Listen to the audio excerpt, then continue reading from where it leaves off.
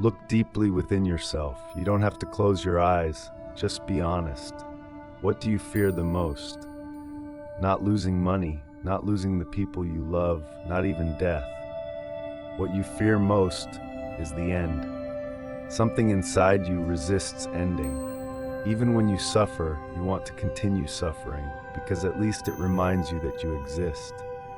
Even in pain, the ego whispers, I am still here. You crave continuity, not life. And that craving to continue, that desperate hunger not to end, is the flame that burns you. The Buddha called this flame by 3 names: desire, anger, ignorance. Look closely, they are all the same fire in different colors. Desire says, I want. Anger says, I refuse. Ignorance says, I already know. All 3 are dances of the same dancer, the I. When you say, I am happy, who is that I? It is the same flame now burning in gold. When you say, I am miserable, the flame burns darker, but it is the same fire. The ego cannot live without burning. It feeds on the fuel of craving, of fear, of memory, of hope. Without these, it dies. That is why Nirvana is not the death of life. It is the death of the false life pretending to be you. When Buddha said, Nirvana is the flame gone out, he did not mean extinction. He meant the extinction of illusion, the end of the one who holds the lamp. When that flame ceases, you do not vanish, you become vast, like the breath that stops rushing and simply merges with the air. The line between inside and outside disappears. No boundaries. You become the whole sky. Imagine a dewdrop trembling on a leaf, afraid to fall, afraid to disappear. It clings to the leaf for dear life. But when it finally lets go, it does not die. It becomes the ocean. When the ego falls, you don't lose yourself. You become the totality. Man is the strangest creature in existence. He keeps burning himself, then cries, who has set me on fire? He creates his suffering, then prays to God to end it. He pours oil into the flame, then asks, why is life so hot? The wise do not fight the fire, they simply stop feeding it. And the miracle happens. The flame fades on its own. No struggle, no effort, just seeing. Seeing clearly is enough, because clarity itself is cool. When you see the root of suffering, the flame cannot survive.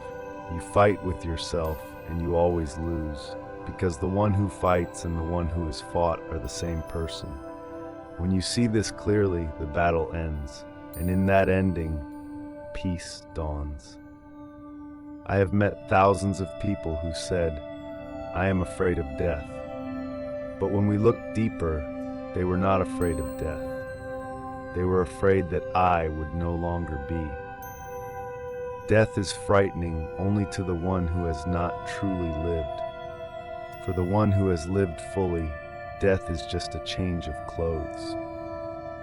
Buddha said, when the flame goes out, no one can say where it has gone, because it never came from anywhere. You were not born on the day you were born. You merely took a shape, and you will not die when you die. You will only change form. You are energy, ancient, eternal, unbound. And nirvana is when that energy no longer needs a name. One night, Chuang-Tzu dreamed he was a butterfly. When he awoke, he wondered, was I Chuang-Tzu dreaming I was a butterfly? Or am I the butterfly now dreaming I am Chuang-Tzu? People have been repeating this story for centuries without realizing that Chuang-Tzu was saying exactly what Buddha said. The I is a dream. The difference? Chuang-Tzu laughed. Buddha stayed silent. The dream of I feels sweet. It gives the illusion of being alive. But every dream ends at dawn. Nirvana is the sunrise of consciousness. It doesn't kill the dream, it simply opens your eyes. When you wake up, the dream dissolves, and the dreamer dissolves with it. You may sit in meditation, you may stay quiet, but be alert. The one who says I am silent is still the same flame, just painted white. The ego can wear a robe, chant mantras, and whisper softly, "I am awakened." The fire is still burning, only the color has changed. True silence needs no one to keep it. It appears only when there is no one left to be silent. Like a lake, it does not try to be still. It is still because there is no wind. When the winds of desire and fear stop blowing, the lake of your being becomes clear. It reflects everything, but holds on to nothing. When the flame goes out, you tremble because you think darkness is coming. But darkness is only light unseen. When the eye that wants to see disappears, light is everywhere. You don't have to find the light, you only have to stop burning. Burning isn't just action, it's every thought that says, "I must become something." Every prayer that whispers, "I must be saved." All that is fuel. Nirvana happens when you are tired, utterly tired of becoming. When you sit down, not as a seeker, not as a saint, but as silence itself. Then light does not arrive, it simply reveals that it was never gone. The ignorant man believes, "If I stop, I'll lose everything." But the truth is, only when you stop, the whole existence begins to move through you. You no longer act, you become the act itself. Then every gesture is pure, every breath is prayer, every word is born of silence. There is joy, not because you have achieved anything, but because there is no one left to achieve. That is nirvana in daily life, not in the Himalayas, not in a temple, but in a single conscious breath taken without effort. When the flame stops burning, there is no explosion, no thunder, no applause, just quiet, and no one left to ask what happened. That quiet is beyond hot or cold, beyond joy or sorrow. It simply is. You may call it nirvana, or not call it anything at all. It doesn't matter. What matters is, you see, you know, and you rest. The flame dies, but the light doesn't go anywhere, it remains. It is everywhere. It is you. When you ask, "What is nirvana?" you have already missed it. Because the question itself comes from the mind, and nirvana begins only when the mind ends. The mind is a machine that cannot stop asking. It keeps chewing the infinite with its small teeth. It wants to label, to categorize, to name everything, even the nameless. But nirvana is not a thing. It is the space between things. It is not a light you can see. It is the silence that allows seeing. Philosophy tries to define nirvana, but every definition is a prison, and nirvana is the wind. You can build a wall of words, yet the wind will not stay. It will pass through, laughing. That laughter of the wind that is closer to nirvana than all scriptures combined. Buddha once said, "If I tell you what nirvana is, you will believe you understand, and that very belief will make you lose it forever. Because the moment you think you know, you stop being available. You have replaced the infinite with a conclusion, and the infinite disappears the moment you hold it. The mind always divides. It wants yes or no, existence or non-existence, birth or death, God or no God. It lives by duality. It feeds on conflict. The mind cannot breathe in the vastness of neither nor. That space is too open, too free. The mind suffocates there, and that suffocation, that very dying of the mind, is nirvana. The question, what is nirvana, comes from a mind that still wants to possess truth. But truth cannot be possessed. You can only dissolve into it. The thinker must disappear for knowing to happen. When there is no one left to understand, understanding is complete. In that silence, there is no subject, no object, only suchness. The river flows, the bird sings, and no one is hearing, yet everything is heard. Try for a moment. Don't define, don't reach, don't name. Just be. Let the question hang in the air, unanswered. Let the mind feel helpless. That helplessness is holy. because only when the intellect admits its limit can awareness take over. The mind is a fine servant, but a disastrous master. And nirvana is the moment when the master wakes up and the servant bows into stillness. Do not try to understand nirvana. Let nirvana understand you. When you stop searching, it starts moving. When you stop grasping, it embraces you. When you stop defining, you disappear. And only the fragrance of being remains. You ask, what is nirvana? And I say, the moment you no longer need to ask. That's it. That's enough, because silence is the only definition that never betrays it. The world has invented thousands of religions, but only one truth. And each religion, instead of polishing the mirror, has added another layer of dust.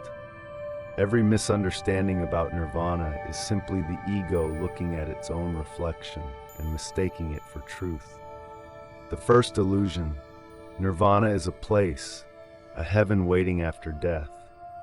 No, nirvana does not make appointments with the future. It does not live in time. It is here when the chain of past and future breaks and the mind falls silent between two breaths. Heaven is imagination. Nirvana is immediacy. The door is now, but you are busy knocking on tomorrow. The second illusion, nirvana is cold, lifeless, detached. No, the awakened one does not lose emotion. He becomes transparent to it. Emotions still pass through him, but there is no one left to suffer them.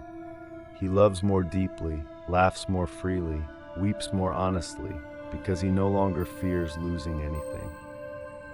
You see, detachment is not indifference. It is love without possession, joy without condition, sorrow without resistance. The third illusion, nirvana is nothingness, annihilation. No, it is not the absence of life, but the absence of illusion.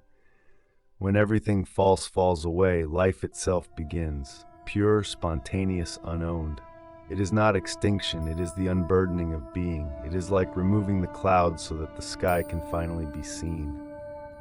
The fourth illusion, nirvana is the prize for spiritual excellence. Ah, the ego is clever. It hides even in holiness. It whispers, you are doing so well, soon you will reach nirvana. But as long as there is someone who reaches, nirvana cannot be, because the one who attains is the one that must dissolve. You do not achieve nirvana, you disappear into it. The flower does not attain the sunrise, it simply opens and light happens. The last illusion, nirvana is escape, leaving the world behind. No, Buddha never taught flight, he taught freedom. Freedom is not running away from life. It is walking through life without being chained. The lotus does not leave the mud. It blossoms right in the middle of it. The enlightened one lives in the world, but is no longer of it. He breathes, but the world no longer breathes through him. That is true liberation, to be inside, yet untouched. Every false idea about nirvana is born from the same seed, the seed of someone trying to grasp it. But nirvana is not to be grasped. It happens only when there is no one left to grasp. When the mirror no longer wants to reflect, it becomes the sky. And the sky is what you have always been. Buddha once said, I only show the way. Whether you walk or not is up to you. But listen carefully. Nirvana has no path, because you cannot walk toward what has never left you. The path exists only for the one who still believes he is far away. It is the dream of distance that creates the idea of a road. All seeking is born of the ego. Even the search for enlightenment is the ego's most subtle disguise. It whispers, I am not enough yet. I must become something higher.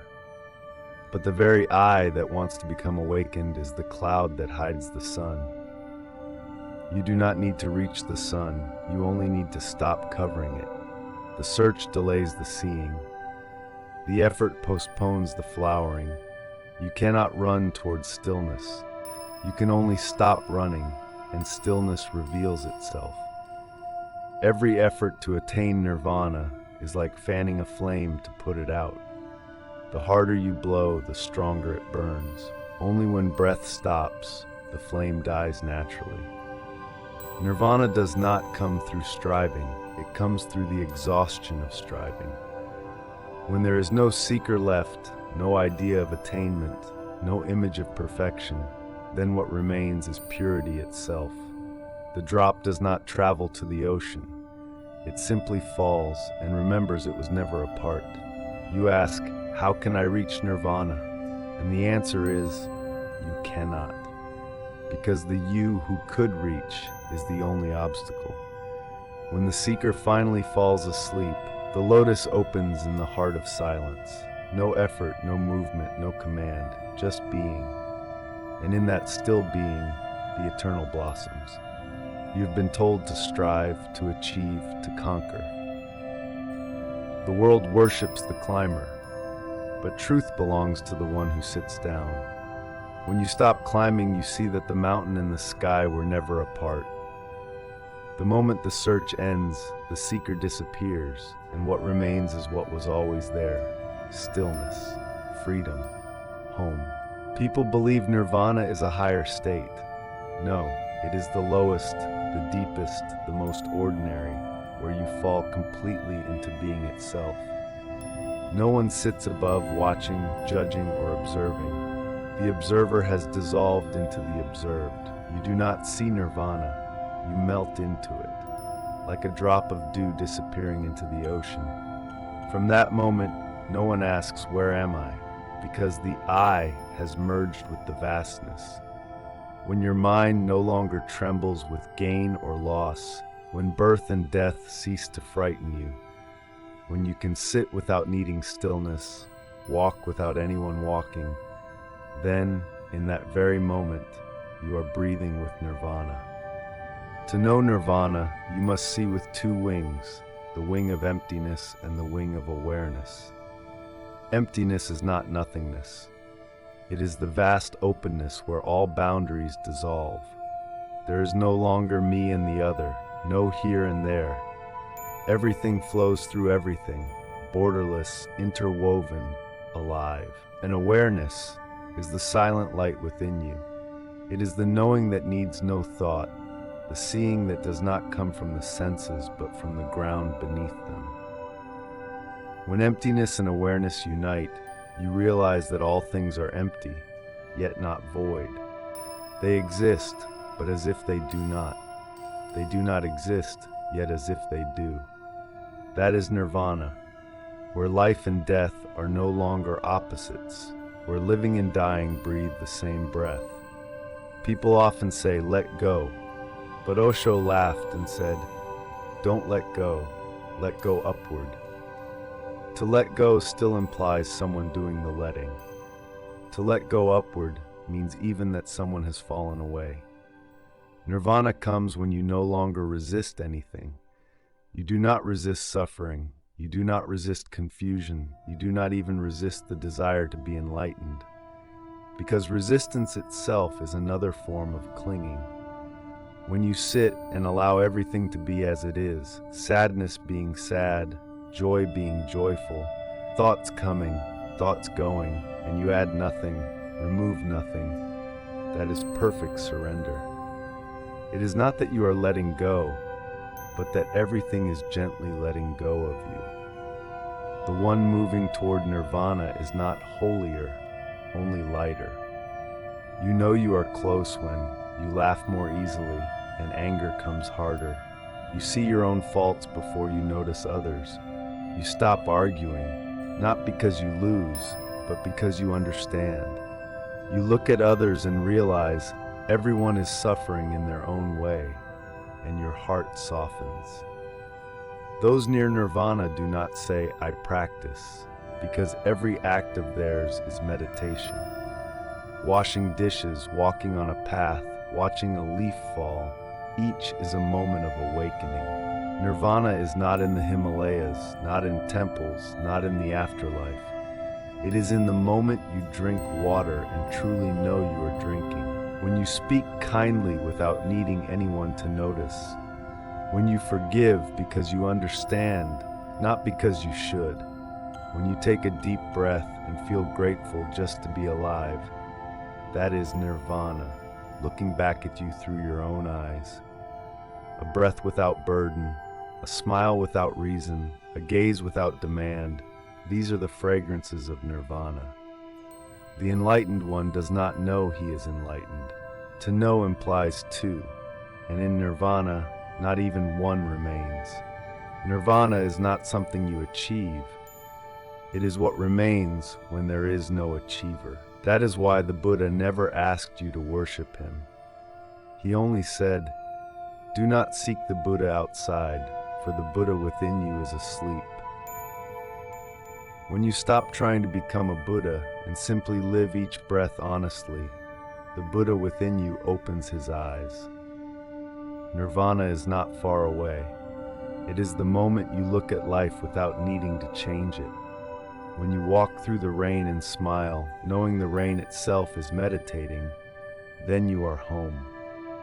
And one day, when you sit in silence, no longer trying to fix, to teach, to save, simply present, clear, peaceful, free, you will find yourself where seekers have searched for lifetimes.